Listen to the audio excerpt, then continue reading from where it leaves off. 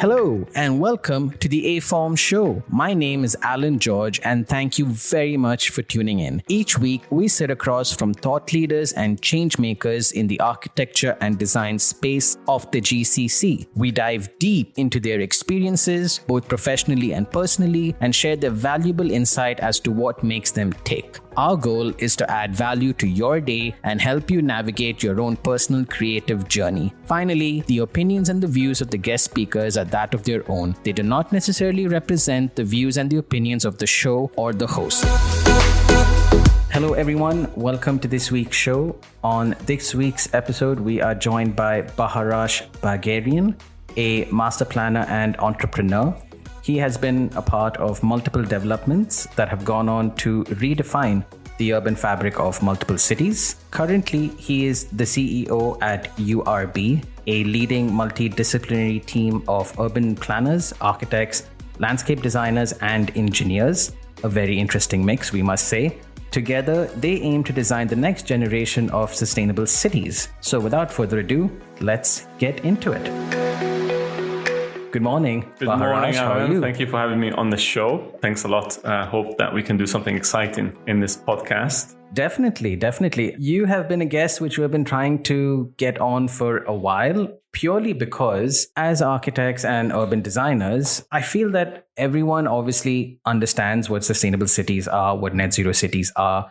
The concept is quite clear, but I think you're one of the few people that are actually implementing / operating even, and actually understanding the nuts and bolts about how this thing is put together and how it works. So I'm going to start off with the most ignorant question, because that's kind of the first thing that non-designers think about when they think about sustainability. There's this notion, especially when you go to clients who maybe are not aware or not as well educated. There's this notion that sustainable is expensive. Sustainable means longer timelines, a lot of unknowns, a lot of variables. Is it worth it even at the end?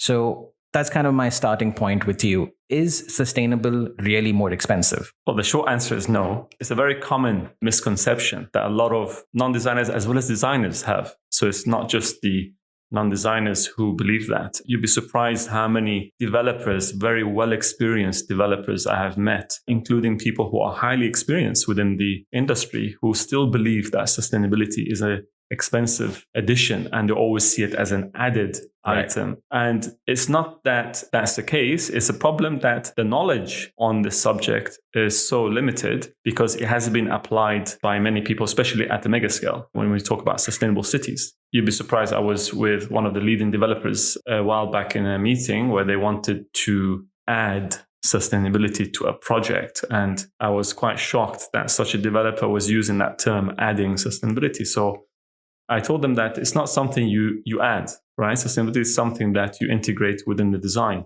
And one of the questions they ask is, okay, but isn't that going to be expensive? And what I say to everyone, look, sustainability isn't about adding solar panels or recycling water. There's much more to it than these things. Sustainability is free. It is all about design. Start with that first. So it's not also just thinking about the environmental side, right? So from an environmental point of view, you can reduce a large amount of energy demand through just basic techniques like orientation, density, as well as the form. Actually, more than 50% of the energy can be saved by just doing those very simple principles. And that's just one aspect of the planning. Then you have the whole planning of the community. So there's ways to actually reduce the walking distances so that people are not relying on using electric buggies or even vehicles, to travel around. So there's a lot of initiatives and design principles that you can add in the urban planning, which is free. That's the knowledge of the consultant. And that doesn't add any cost to the sustainability aspects. And the environmental part is, again, one pillar. The other pillars, which is the social and economic, even these parts are free, right? So it's all part of the design. So the landscape has a huge impact in driving the sustainability of a project from a social point of view, and including the environmental and the economic. So we try to always integrate the landscape to be the heart so that essentially people can travel around in shaded areas. And there's so many social areas within the landscape. So it kind of comes a social glue to the whole development itself. So that is more of a planning, right? You're not actually increasing the cost there. The economic side, again, how you create a master plan that's low in terms of cost of operations, right? So again, that's down to planning. It's not down to adding things to it. So even when it comes to the irrigation, so you might look at our projects and think, okay, there's a lot of landscape there. Well, actually, the reason you see a lot of landscape is because we've used many techniques in the design itself. So the land use densification, trying to make sure that there's more green space ratio. And because we've eliminated the roads, that's why you end up with more landscape. But we always look at the population first. So everything starts with the population, right? So we make sure that the same amount of residents who are living there are able to produce the same amount of irrigation that you need for the plants, through the grey water and the TSE. So there's a lot of layers that goes behind doing such sustainable projects that doesn't add any cost to the development. But I understand the reason people think that, because A, there's not a lot of knowledge on such projects, and B, a lot of people are fueling this misconception. So I've heard it many times, even from the most experienced people. And the term adding sustainability should be avoided, right? It's something you integrate. So it's not really an ignorant question. It's actually a very common question. All right. I feel a little better about myself. Yeah, I think that makes a lot of sense. I think if you ask any designer, things like orientation and passive cooling, these are all kind of first principles, if you may. This is how urban planning began from centuries ago, right? So sometimes you need to look at how people did it in the past and learn from that. Right. Okay, interesting. I'm kind of then curious because obviously someone like yourself is on the cutting edge of this arena. There are tried and tested methodologies that work, things like TSE for sure, district cooling to an extent, solar panels for sure. We know that there are enough case studies for, people to see how and when this can be used and so on. Is there something which is new, which is kind of picking up a lot of traction and energy, which clients are now looking to, that maybe this might benefit their master plan? Yeah, I think, look, we are still even at the early stages of the evolution of sustainable cities. If you were to really look at how many projects are already operational that are truly sustainable, there's only a few. And there's a lot of opportunities yet to innovate when it comes to sustainable cities. So one area that hasn't yet happened, which is how to close the loop between food security, water security, as well as energy security and waste, right? So how to really integrate this within the project and to use that as an economy for the development itself. Right. There's also many different areas that you can innovate when it comes to sustainable cities, making sure that all the people are included. So all the kind of, let's say, income levels of people are able to actually live in the project itself. So there are a lot of opportunities to innovate from a building level, from a landscape level, as well as a whole city level. Even the economic side, right? The rewards that you give to the residents, we still need to innovate at that aspect, right? So as people who are living there, that are getting rewards by, reinvesting there, right? They're not traveling outside the city. So we still have many opportunities yet with projects. So, and that's what excites me about sustainable cities, that whatever you do, you can always do it better next time. Right. So we are already pushing the boundaries on some of our existing projects. And I always believe that your next project should always be the best project, right? So whatever I've done in the past is definitely not the best yet, right? So I always believe the best work is yet to come. Right.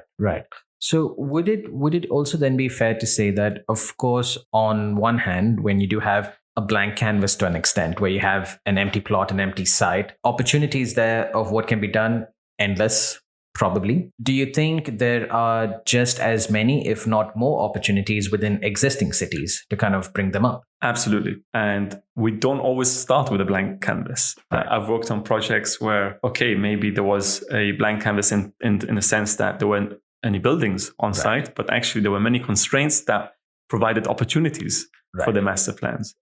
So, of course, you need to look at both aspects, right? Of course, there's plenty of things you can do with a blank canvas, but what excites me is when you already have something, right? And how you can adapt it. And I think, of course, most of our population are already living in dense cities, right? So it always excites me to kind of think of ways to improve those cities to make them more sustainable, right? And we've done projects in the past of how to mitigate flooding, for example, in areas that are prone to flooding. And that's one of the biggest issues in Europe. And there's so many creative ways of doing that using green and blue infrastructure, yet at the same time to create these socially active landscapes. So there's always opportunities in both sides, whether it's a blank canvas or an existing kind of city. Right. Interesting. Another kind of question I wanted to ask you is again kind of an intersection of two topics that I've been thinking of late. The first one is for our listeners who maybe don't know, we've recently been given this book called Net Zero Cities by Farah Naz and her colleague, Dr. Langdon. I myself, as a practicing architect, I'm kind of just a quarter way through.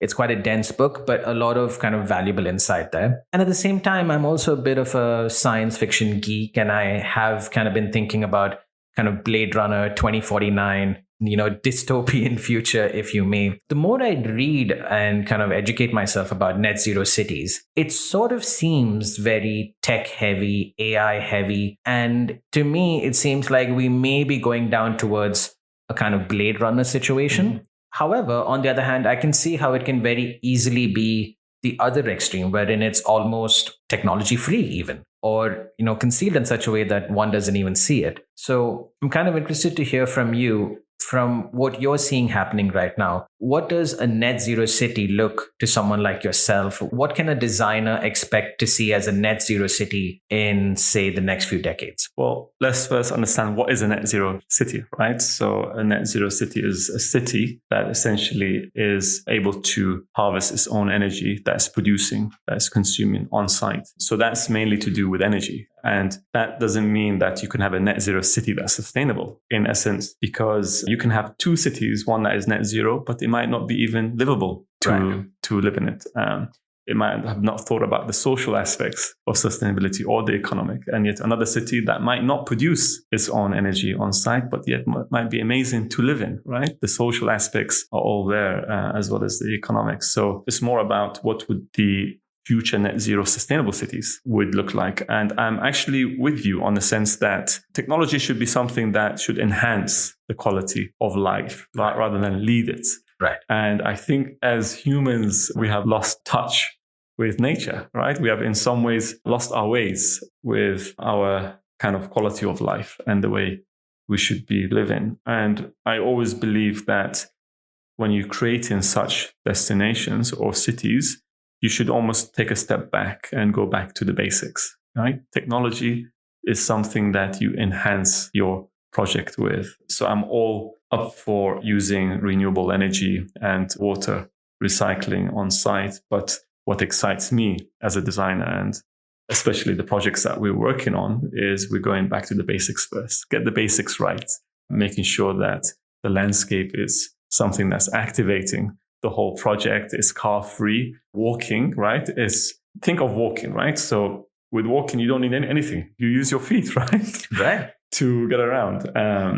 Think of even the landscape. If you come up with a very innovative landscape that requires very little water, all of that is already removed in the technology, right? If you think of your buildings that require less energy, okay, now you're reducing the amount of solar panels that you need. If you think of waste, if you can come up with new typologies, and even your community itself has a zero waste strategy, again, you're removing the amount of waste that people are having to produce. So you don't need to have such big infrastructure for the waste or rely on technology for the waste. So in some ways, you need to reduce first the technology by going back to the basic principles. Technology is more of a enhancement, in my view. And of course, we are implementing technology and to probably the next level that people haven't even seen yet. And we do it later, right? That's like the last element we add. We first get all the right elements first. Then we look at, okay, how can we enhance the city's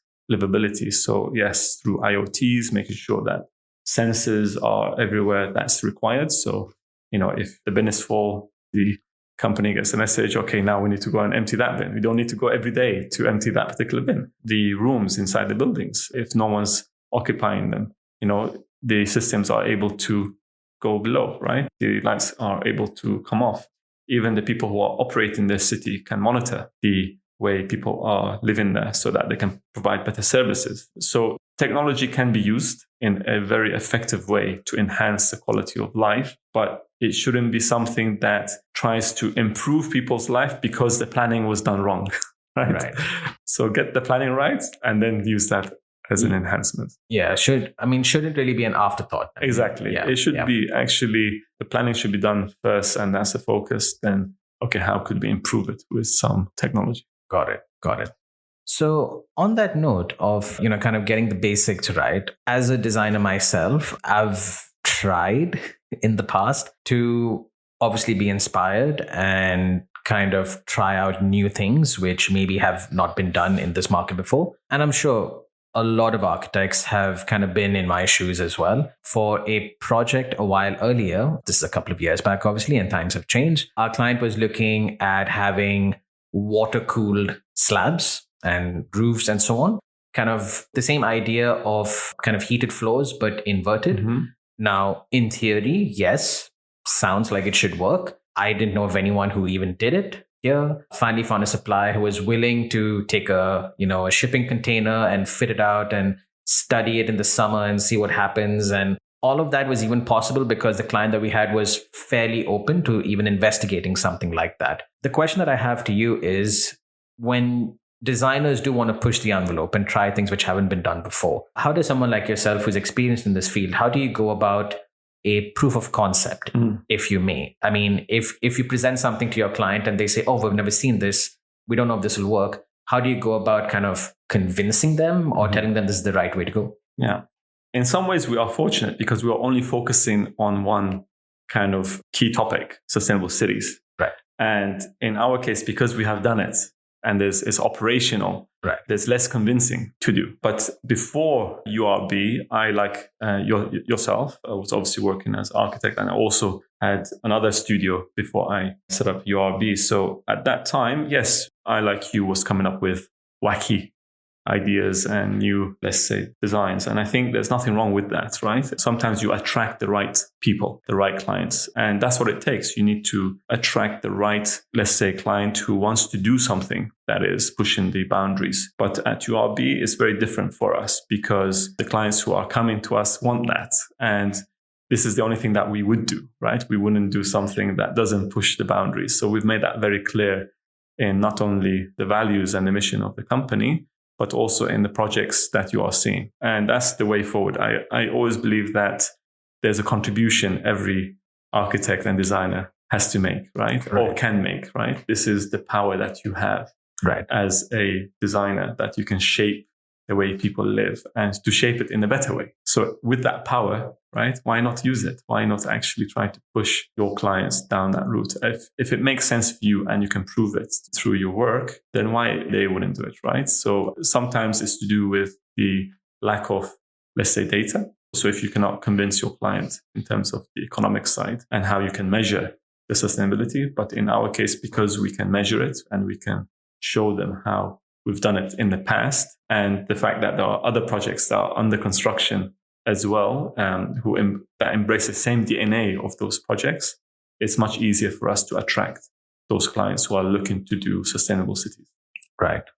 Interesting, definitely. It does make it a lot easier when you have clients that already kind of want to be pushing boundaries, which is awesome, which I kind of now want to ask. I know this may be confidential and maybe you can't share details just yet, but just by hearing the kind of work that you do and your design philosophy, is there one particular project or anything interesting that you can tell us that's going on with URB at the moment? Yeah, so at the moment, we have a few projects in planning. So these are mega scale sustainable cities. And I myself, one of the reasons I set up URB was to push the boundary, right? So I didn't want to do the typical sustainable city concept because it's very outdated as a concept. I wanted something that can really address the core issues of our cities, which is food security and water security, as well as energy security, as well as closing the loop with the waste, how we can integrate that and make that as an economy for the city. But yet at the same time, to really push the envelope as a design. So go back to the basic principles and really exceed in the standards of those basic principles. So we have a few projects, and I think maybe you have already seen one, and we have a few others that are coming online. So it's a work in progress in terms of the future projects that we are yet to reveal. For me, what excites me is that we are getting a lot of people interested to do similar projects globally. And it's become almost like a necessity now, right? And a lot of developers are hearing the term sustainable cities, and they are seeing these types of projects and they want to now implement it. I'm also seeing a lot of consultants who want to know how to build these kind of cities. So we've been approached by a few developers as well as big scale architects who want to take that know-how and to implement it on their projects. So beyond that, we're not doing anything else. We're like, I've made it very clear, if it's not a sustainable city, URB will not do it. So that's the typical kind of projects that we have now going on. Okay. Very interesting. A kind of follow-up question that I have is, I mean, maybe this isn't so much a question. I'm just trying to understand your mindset. Projects like these, obviously, which are mega scale, do not happen overnight, do not complete overnight. Probably some of these might even go beyond one's lifetime to actually be realized. And because of that scale, in that time, opportunities might arise, technology might change, things might advance, which cause a further kind of evolution of the design as compared to when it started out. It seems like it's such a kind of far into the future scale type intervention. How do you kind of go about that and kind of make it digestible portions every day? It's probably a very good question, this, by the way. Let me tell you a story. Back in 2010, I did a short stint on Mazda. And I remember that project when it was first revealed, 2004, when you first saw the visions for that project. Yes. And that kind of opened a lot of people's eyes. And it was meant to be a car-free city with all this high-tech technology. And they put the whole city on a big podium. And they started to propose this personal rapid transport system that will take people everywhere. And I remember seeing the evolution of that project and how once Tesla came on board, suddenly, actually, no, electric cars are commercially viable. And by 2014 or 15, people in Dubai were starting to drive Tesla cars, right? So, and at that time, they never thought that such cars will be readily available in the market. Right. And of course, I'm sure a lot of other technologies, because every 10 years you have a leap in technology. 10 years ago, solar panels was less efficient than now. And before that, even less efficient. So I think what's important is to almost foresee what is happening, even though that's very difficult to foresee it, but to have the provision in your project for such things. So in our projects, we always foresee the possibility that, okay, maybe at some point, a lot of people will be doing car sharing, and actually electric vehicles will be so readily available that you don't need, like, every household does not need to have two cars. Right. So the way we are planning things, I'll just give you some insights. Like, we always try to create shared parking and cluster them so it's within a very short walking distance to residents' homes. But the shared parking, the benefits of that is you've already removed the parking space from that person's property. They're using it for something else. Right. But the good thing about the shared parking is that we can then in the future turn it into something else as it shrinks. Right. So you can have more parks and things like that. So we are thinking ahead. And of course, with mainly technology, especially with agri-tech and vertical farming, there's the concept I'll always refer to, which is that these cities must always be living labs. So what I mean by that is we don't just design and build them and let them be. Right. We have to monitor them. We have to learn from them, and we need to improve them. So these living labs is good to avoid this kind of situation. So when things happen, okay, there's an evolution during that process. The other thing that I would like to say is that you'd be surprised how quick these cities come online. I remember in the one in Dubai, when I was leading the phase 2 designs of the sustainable city, this was in 2013. They had already built all the residential houses by 2016, and it was already fully occupied by 2018 in terms of the occupancy rate, like 98%. And now there's only, I think, one building left that they're now finalizing. So that's like a 6 or 7 years period. And the one that I masterminded in Oman, in Yeti, this one, they're aiming to build it all in 3 years' time. And this is a 90-hectare development for 10,000 residents. Wow. So what you will see is actually developers are becoming much more efficient and faster at building. And what you'll see is actually this timeline that we had in the past of waiting for 10 years or so just to see mega cities being built. This is going to be shortened at the same time. And of course, the phasing will help a lot with those projects. So typically, even when we plan the projects, we always think of the phasing in case not just what you referred to was related to technology, but there's also a change in terms of the economics, Right. in terms of what type of buildings or houses that you are selling, right? So sometimes a developer might change that in the future, depending on how the sales go in the first phase. So when we plan it, there's always flexibility in that plan to allow for that change at the land use level. Right. So I think it's very positive in terms of how I see the outlook of sustainable cities. And the challenge is at the early on to make some provisions, try to foresee, right? And to turn it into a living lab. These three things would actually mitigate any issues that you'll have later on. Right. I'm also then interested in such an evolving design process. Where do you see the involvement level of authorities, for example, in terms of, formulating DCRs and things like that? Do you think that this needs to be do they need to kind of catch up, or should they also be kind of thinking out of the box, or what would be the right way for them to also be part of this process? The right way is you have a champion.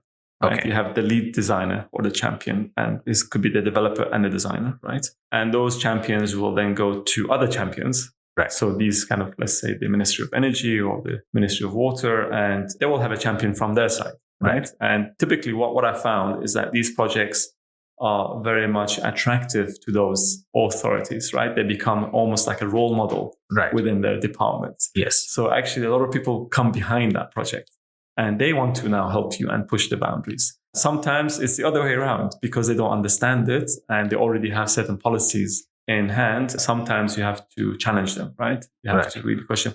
And typically where I found the biggest challenges is in the mobility side. So typically a lot of the policies currently in planning, they expect roads to be everywhere, right? So sometimes it takes that change of mindset to understand that actually you don't need roads everywhere, right? That is perfectly fine for people to park and walk to the properties as long as you have enough setbacks to have the civil defense and the emergency vehicles to get to that property. Beyond that, it's more of making sure that you have fun with the authorities through that process, because it's a fun thing to do, right? It's a fun process. It's a learning curve for everyone at the same time. Very interesting. I think that's the absolute right approach, that, it should be a fun process at the end of the day, especially when you're dealing with something which is so complex and so layered for a relatively long period of time. I think fun is kind of what will carry everyone through. And it's not just here you go, this is what we're doing, we'd like your support.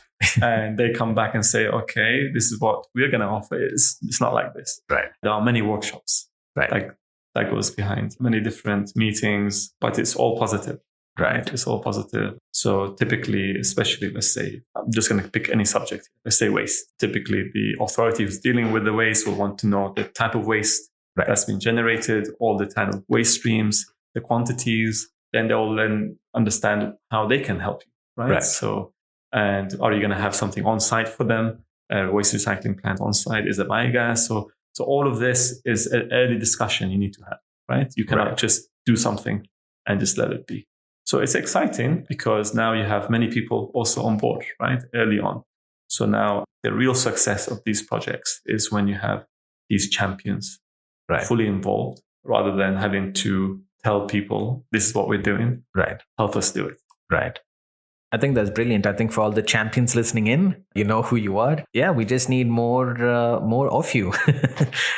A kind of visionary question, if you may. Obviously, URB is a fairly young studio, a fairly young enterprise, if you may, at this point. And it already seems that one can expect new and radical things for sure. Like you very obviously said, with a laser focus on sustainable cities, kind of creating that niche for yourself. I'm curious from your point of view, because you've obviously done this in the past before.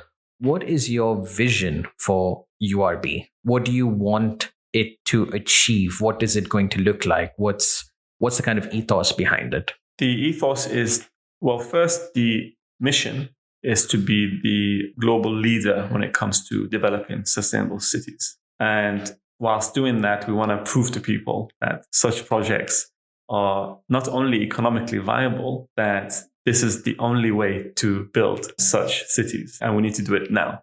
And I think by doing very innovative projects, not only do we open people's minds, but actually we raise a lot of debates amongst people. And that's what's happening right now. And that's what excites me, because debate is very good. Whether people want to be cynics and say, no, these kind of projects is impossible. I mean, I used to speak in conferences and present the sustainable city in Dubai. And this is a project that I live inside. I am literally breathing and living. And someone after the conference comes and goes, no, this will never work. And I'm saying, well, there are 4,000 people already living there. And we are already doing all of these things. It's happening. Right. Even before that project was built, a lot of people used to say, this will never happen. This will never be built. And I think it's okay. These people will always be there. The people who just don't want to believe or don't want to have that ambition to see such things happening. But equally, there are many people who want to support to see these kind of projects happen, not just at the government level, but even individuals, right? I think we all love to be very well connected with the environment, right? So I myself, I love nature, right? So one of the visions I have also for URB is to make sure that whatever we do has a very equal balance between the environment as well as the economics, right? At the end of the day, what you're doing has to be profitable for the developers, right? You cannot just do something that is not commercially viable, right? So I want to prove to people these projects are commercially viable. In fact, not only are they viable, they will add more value, right? And this is the measure that people don't understand. When you increase the landscape of your project, that doesn't devalue. You're not adding more money to it. It's increasing the property value of your project. Right. When you create more social spaces that are very safe and secure for the people living there, your occupancy rates are going up, right?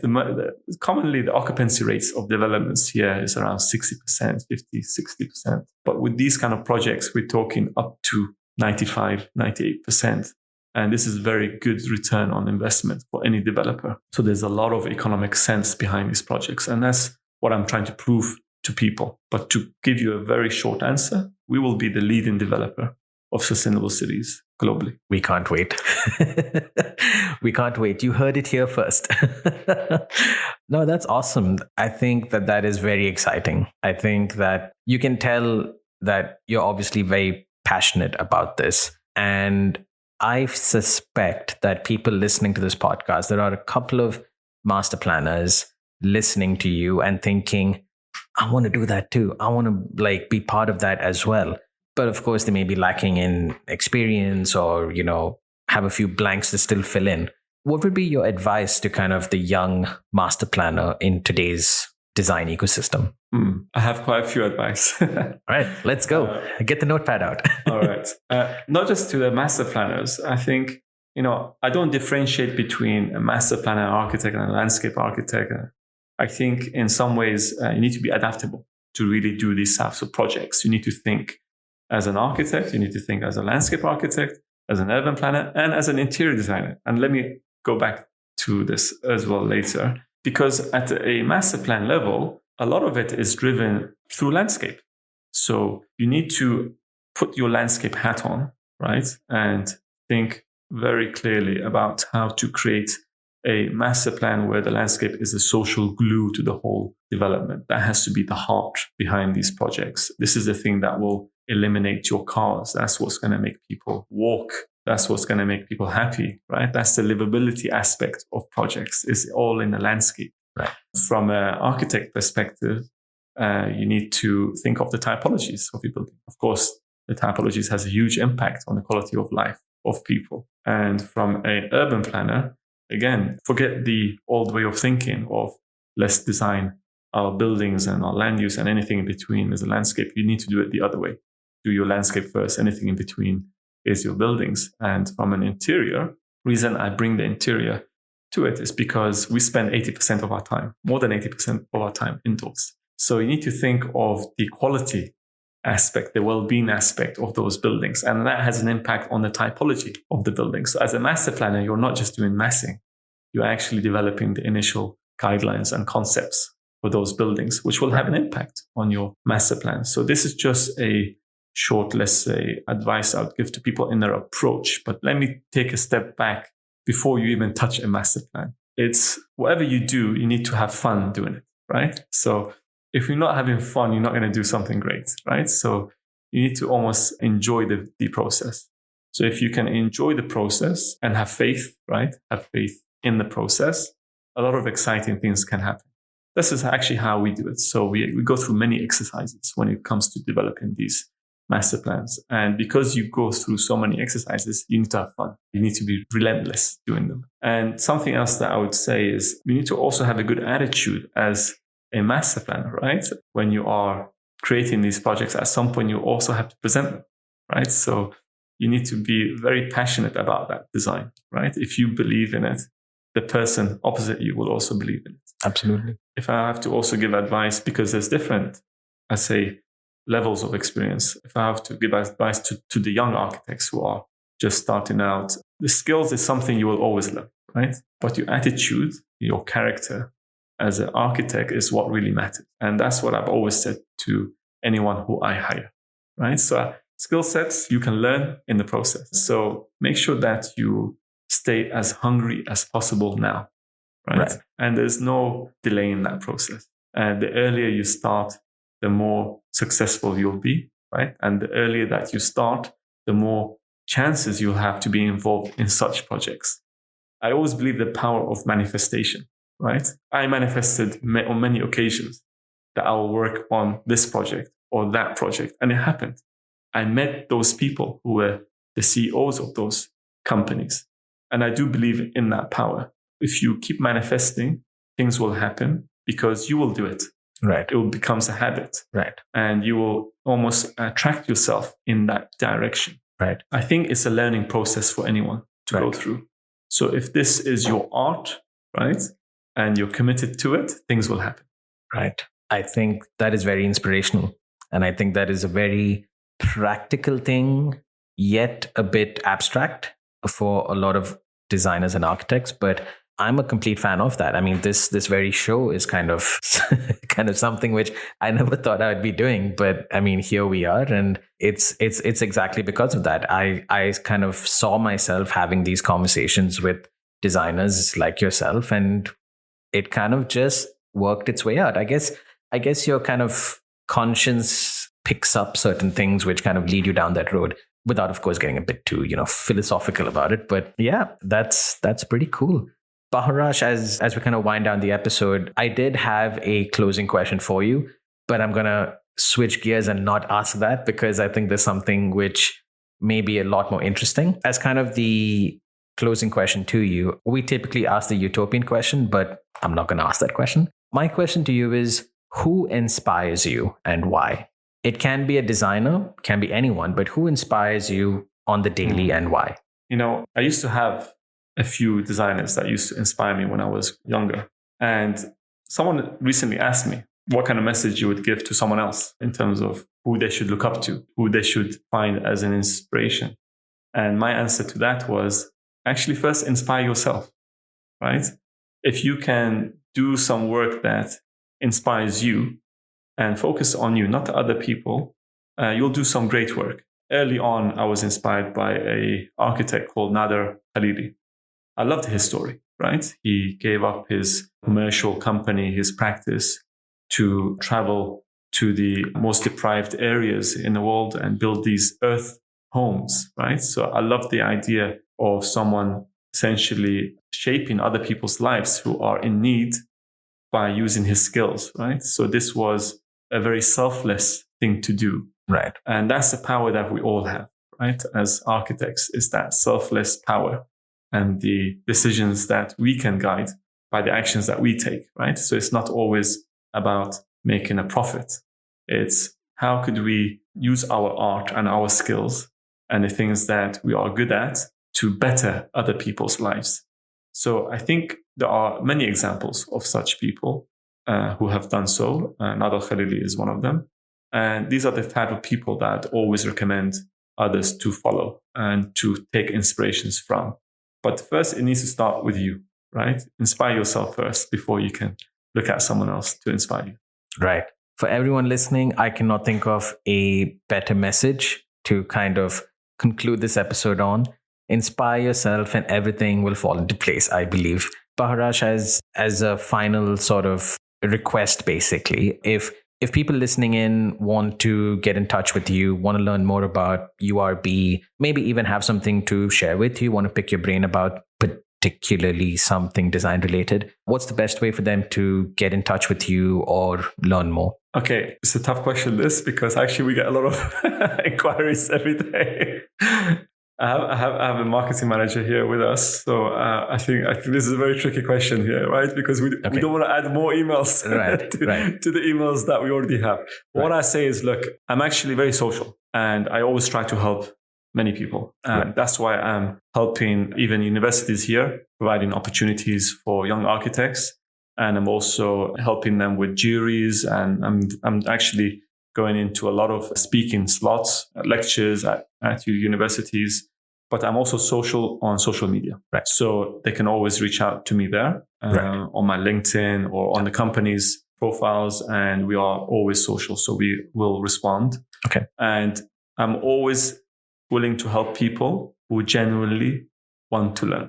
Right. So they can send an email to us. And if it's addressed with the right questions, we will respond, right? So you can send your questions to press@urb.ae.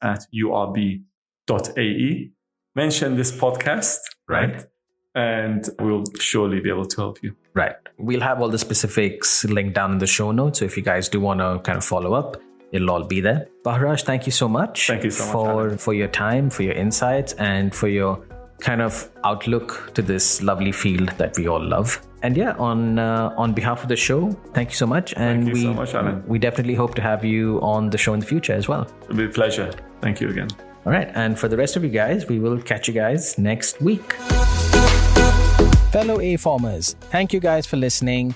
Thank you guys for being part of our journey. And thank you for the immense support we've been receiving for our episodes. It has and continues to be a very bumpy road, but we wouldn't want it any other way.